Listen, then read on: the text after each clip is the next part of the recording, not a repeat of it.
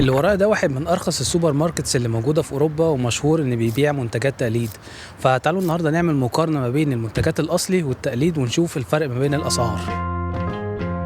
ليد اللي اتأسس سنة 1932 وليه أكتر من 12,000 سوبر ماركت في أوروبا وأمريكا، وكمان منافس كبير جدا لألدي. الاتنين ماشيين بنفس الكونسبت، عمالة قليلة وبيعرض لك البضاعة في المحل بشكل بسيط جدا على الأرفف، وفي المقابل أسعار أرخص ليك أنت كزبون. غير كده بيقدموا منتجات تقليد لبراندات عالمية بسعر أرخص. في الفيديو ده هنركز مع ليد لأن مفيش ألدي هنا في السويد، وهديكم فكرة عن المنتجات التقليد اللي موجودة. ده التقليد بتاع النوتيلا اسمه شوكو نوسا. كام شوكو نوسا؟ ب45 كورونا. الاصلي برضو ب45 كورونا. هاينز بينز ب11 وفهمتي.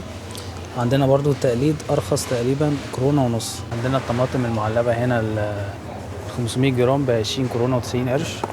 التقليد ب15 90 قرش. نفس الحكاية هنا برضو عندنا الاصلي 23 و90. التقليد يعني شبه الاصلي جدا وسعره ارخص 2 كورونا. تقليد توك 3 وحدات بكام؟ ب11 كورونا الوحدة. الاصلي هنا ب12. ده الاوريو الاصلي، جنبه على طول التقليد هنا بيسموه نيو. فالتقليد ب14 والاوريو عليه خصم نزل ل 19. يعني لو بصيتوا للكريم ده ممكن اللوجو ده يفكركم بماركة معينة اسمها دوف. ده التقليد بتاع الليدل. نفس الحكاية برضو الكريم ده شبه جدا نيفيا. وهنا كل كريمات الوش شبه لوريال. لو تفتكروا لوريال كاكولا الاصلي، وجنبها الكاكولا بتاعت الليدل اسمها فري واي كولا. فالفري واي كولا ارخص تقريبا كورونا واحده بس. من الوقت للتاني ليدل بينزل منتجات مختلفة لوقت محدد، بتبقى حاجات ليها علاقة بالأكل الإيطالي، اليوناني، الفرنساوي وبلاد آسيا. ليدل برضو بيحب الاختراعات والافتكاسات، زي البرجر ده، برجر جاهز يا دوبك يتحط في الفرن أو الميكرو. بصراحة شيء عجيب جدا. في اختراعات تانية زي آيس كريم الليمون اللي محطوط في قشرة ليمونة، والكوكونات آيس كريم اللي فعلا في قشرة الجوز الهند. البرينجلز الأصلي الواحدة ب35 كورونا. جنبها على طول تاني هنلاقي التقليد بكام؟ ب25 كورونا. طيب هل منتجات ليدل التقليد نفس طعم الأصلي؟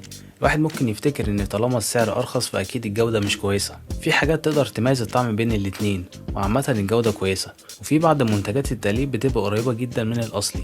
على حسب دراسة في بريطانيا الواحد ممكن يوفر 500 جنيه استرليني في السنة لو اشترى براندات ليدل بدل الأصلي. تقليد للتويكس زي ما انتم شايفين، برضو التقليد للسنيكرز، تقليد للبوينو.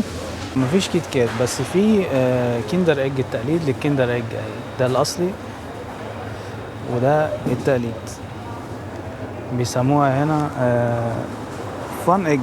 فالتقليد للكيندر ايج هنا اسمه فان ايج. ارخص تقريبا 3 كورونا. اللي بيميز ليدل عن اي سوبر ماركت تاني هو القسم اللي في نص المحل، الميدل ايل، اللي هتلاقي فيه اي حاجة وكل حاجة تتخيلها. ممنوعات يا صاحبي. والبضاعة اللي بتتقدم هنا بتختلف حسب الموسم. في الصيف هتلاقي حاجات ليها علاقة بالصيف، وفي الشتاء هتلاقي حاجات ليها علاقة بالشتاء. هنا هتلاقوا منفخ عجل، شوايات، ادوات مطبخ، هدوم، جزم، زيت عربيات. فعلا هتلاقوا كل حاجة في المكان ده.